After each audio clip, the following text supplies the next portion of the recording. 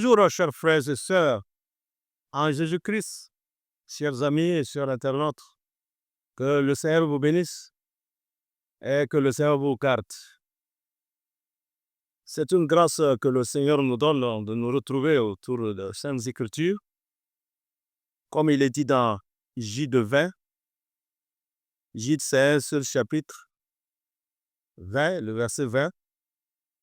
Pour vous, bien-aimés, vous édifiant vous-même sur votre très sainte foi et priant par le Saint-Esprit, maintenez-vous dans l'amour de Dieu en attendant la miséricorde de notre Seigneur Jésus-Christ pour la vie éternelle. Amen. Nous édifions sur notre très sainte foi, prier par le Saint-Esprit et se maintenir dans l'amour de Dieu en attendant la miséricorde de notre Seigneur Jésus-Christ pour la vie éternelle. Amen.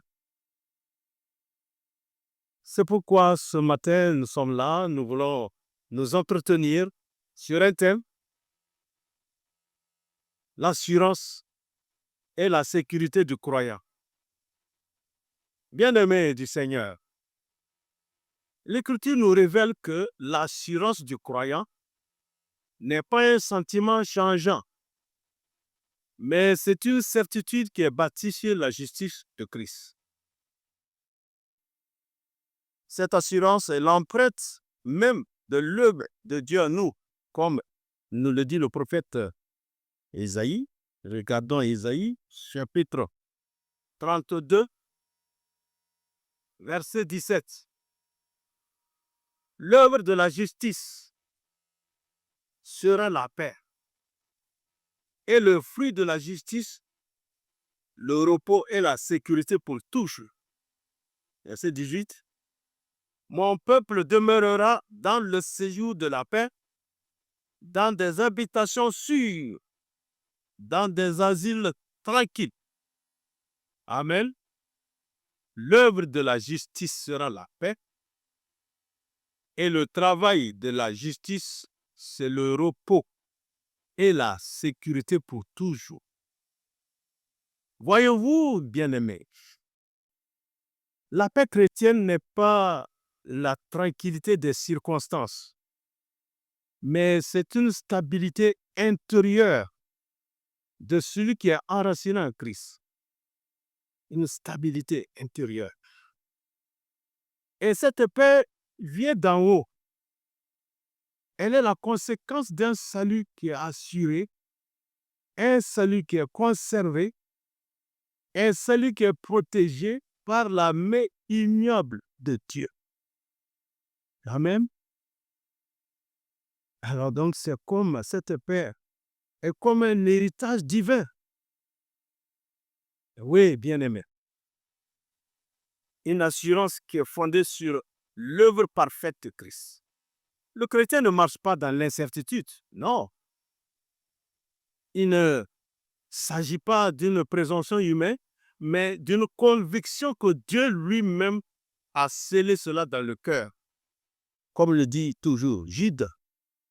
Jude 1. Regardons Jude. C'est un seul chapitre. Le verset 1. Jude, serviteur de Jésus-Christ et frère de Jacques, à ceux qui ont été appelés, qui sont aimés en Dieu, le Père, et gardés pour Jésus-Christ. Ah, dans d'autres versions, on dit conservés en Jésus-Christ. Notre salut n'est pas fragile, mais il est vraiment attaché à celui qui ne change jamais, à Jésus-Christ, notre Dieu. Si nous sommes conservés en Jésus, qui peut nous en arracher là? Personne. Jude dit que nous sommes gardés pour Jésus-Christ.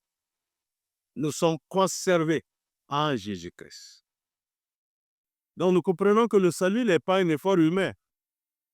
C'est une grâce acquise exclusivement par l'œuvre de Christ et reçue par la foi. Voyez-vous, ce que Dieu donne par grâce, la main humaine ne peut ni l'agiter, ni enlever. Ce que Dieu donne par grâce, aucune main humaine ne peut enlever ni ajouter. Notre assurance repose sur des promesses divines et non sur nos performances. Jésus nous le dira, regardons Jean, le chapitre 10, regardons à partir du verset 28. Jean 10, 28. Je leur donne la vie éternelle et elles ne périront jamais et personne ne les ravira de ma main. Mon Père qui me les a donnés est plus grand que tous et personne ne peut les ravir de la main de mon Père. Verset 30. Moi et le Père, nous sommes un. Regardez une telle promesse. Jésus dit qu'il nous donne la vie éternelle et nous ne périrons jamais. Et personne ne peut nous ravir de la main de sa main. Parce que c'est le Père qui nous a donné à Jésus-Christ. Et Jésus prend le soin vraiment de nous garder. Amen. Le Père, il donne à Jésus-Christ, puisque Jésus dit que personne ne peut venir à lui tant que le Père le t'attire. Tu ne peux pas venir à Jésus-Christ si ce n'est pas le Père qui te donne à Jésus. Et si le Père te donne à Jésus, Jésus prend vraiment tous les soins et que vraiment personne ne peut te ravir de sa main. La paix du croyant repose donc sur un fondement immuable, la croix de Christ, la promesse de Dieu et la fidélité du Père. Amen. Donc c'est une sécurité garantie par la puissance du Père. La sécurité du croyant est comme un rempart de grâce autour de l'âme. Est-ce que vous voyez cela un peu?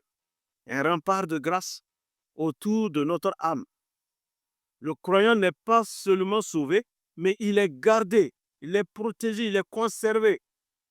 L'Écriture regorge beaucoup d'affirmations puissantes que nous devrons aimer à les citer pour nous affermir tout le temps, affermir nos âmes. Ils sont gardés, conservés, sont dans la main sûre de notre Dieu. Car aucune force visible ou invisible n'a le pouvoir de briser cette alliance divine. Amen. Paul le s'écriera dans Romains 8, et dans Romains 8. Romains 8, Paul va le dire là-bas, dans Romains chapitre 8. Regardons le verset 38. Romains 8, 38 dit ceci. Car j'ai l'assurance que ni la mort, ni la vie, ni les anges, ni les dominations, ni les choses présentes, ni les choses à venir, ni les puissances, ni la hauteur, ni la profondeur, ni aucune autre créature ne pourra nous séparer de l'amour de Dieu manifesté en Jésus-Christ, notre Seigneur. Amen. Gloire au Seigneur. Et Pierre va ajouter encore ceci, 1 Pierre chapitre 1. Regardons le verset 5. 1 Pierre chapitre 1 verset 5. À vous qui, par la puissance de Dieu, êtes gardés par la foi pour le salut prêt à être révélé dans les derniers temps. Pierre dit que nous sommes gardés par la puissance de Dieu,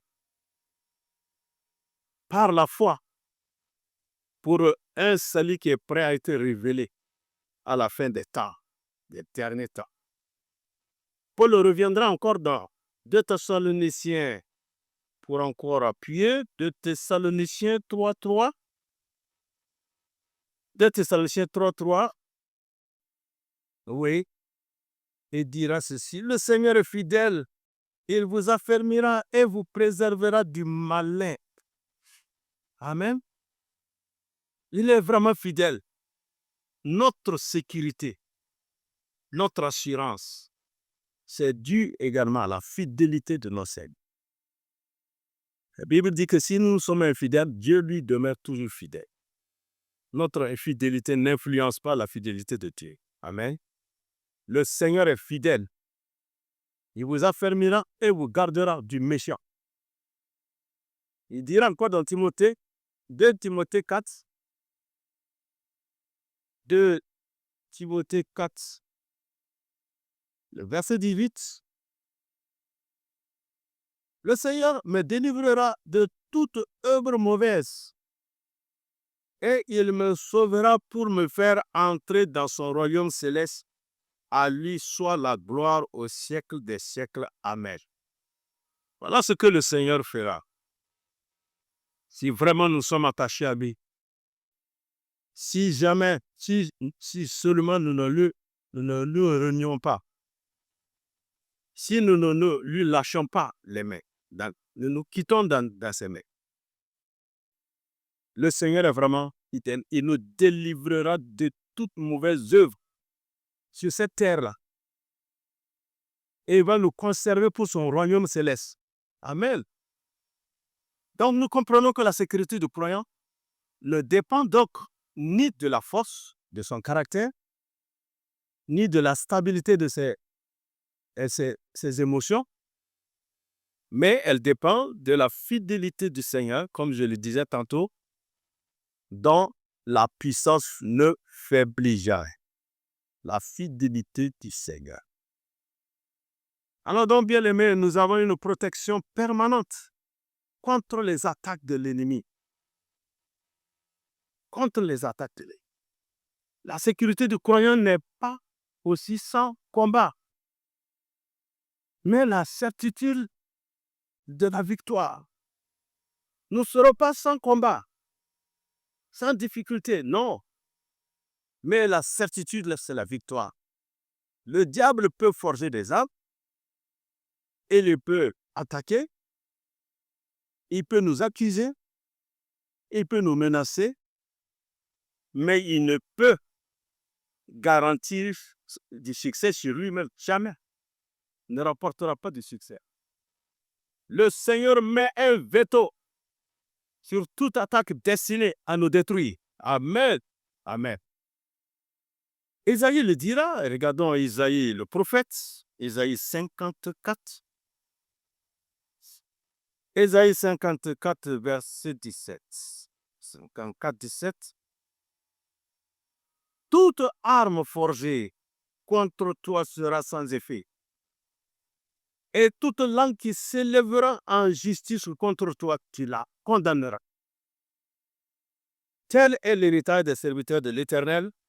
Tel est le salut qui leur viendra de moi, dit l'Éternel. Amen. Donc, nous comprenons ça très bien. Aucun instrument formé contre toi ne réussira. Même toutes les langues qui se lèvent en justice. Nous avons été justifiés par Jésus. Qui nous condamnera?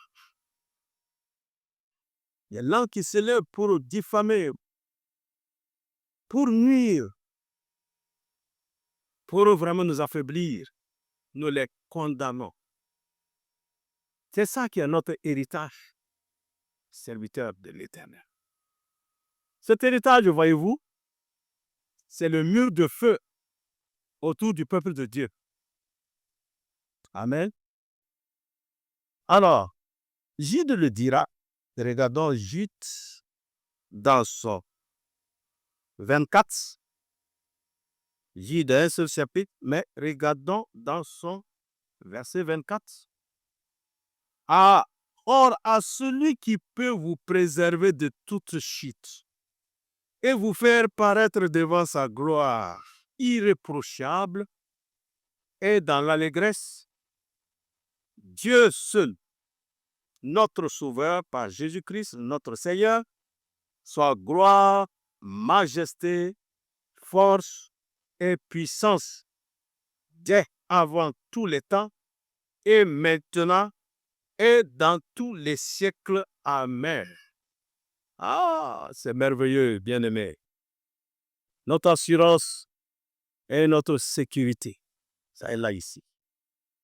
Il a le pouvoir de nous garder sans que nous bronchions, et de nous placer irréprochables devant sa gloire. Et avec abondance de joie, à lui soit la force, la majesté, le pouvoir, maintenant et pour toujours. La sécurité du croyant n'est donc pas seulement aujourd'hui, mais jusqu'au jour où nous serons présentés irréprochables devant sa gloire, devant la gloire de Dieu Tout-Puissant. Amen.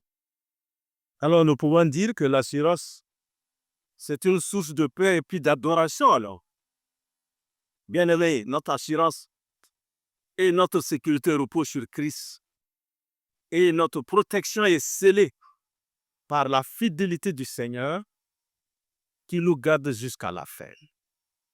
Le croyant peut donc avancer sans crainte. Il peut habiter dans une demeure de paix, comme nous l'avons lu dans Isaïe 32. Et vivre une paix, une foi inébranlable, car Dieu lui-même est son gardien éternel. Bien-aimé, mais maintenant, un chrétien qui sait qu'il est sauvé, mais il doit vivre différemment. Qui sait qu'il est sauvé, il a l'assurance, il a la sécurité, il est gardé par le Seigneur. Mais il doit vivre différemment. Il ne peut pas vivre vraiment contrairement. Il marche avec assurance, non par orgueil, mais parce qu'il est porté par la fidélité d'un Dieu qui ne change pas. Amen. Sa paix ne dépend pas des saisons de la vie, mais de la justice de Christ, qui lui garantit le repos, la stabilité et la sécurité à toujours, comme nous l'avons lu dans Isaïe 32, verset 7. C'est merveilleux. Et cette assurance devient alors une source d'adoration à celui qui nous a appelés, qui nous a aimés et qui nous a gardés. Et nous gardera toujours et nous présentera irréprochable devant lui. À celui qui nous tient dans sa main, à celui dont rien ne peut nous séparer. À lui soit la gloire et la majesté maintenant et éternellement. Puissions-nous prier un instant. Bien.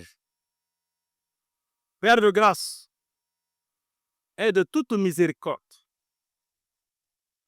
toi qui gardes les tiens comme la prunelle de l'œil, nous te bénissons pour l'œuvre parfaite de ton Fils, par laquelle nous avons la paix, nous avons la justice et la sécurité éternelle. Notre bon berger, qui ne perd aucune de ses brebis, tiens-nous fermement dans tes mains percées, Jésus. Enferme nos cœurs dans la certitude de ton amour et rends-nous inébranlables au milieu des vents et des tempêtes. Que ta parole soit notre roc et ta présence notre repos, ta fidélité notre assurance. Scelle en nous cette paix qui surpasse toute intelligence. Fortifie notre foi, Seigneur. Dissipe nos craintes et fais-nous marcher chaque jour dans la lumière de cette sécurité que nul ennemi ne peut briser. À toi soit la gloire, la majesté, la force et l'honneur maintenant, dans les siècles et des siècles, et jusque dans ton royaume éternel, où tu nous conduiras sans chute ni reproche, à la gloire de ton nom. Amen. Merci, Père. Au nom de ton Fils, Jésus-Christ. Amen. Gloire au Seigneur. Amen.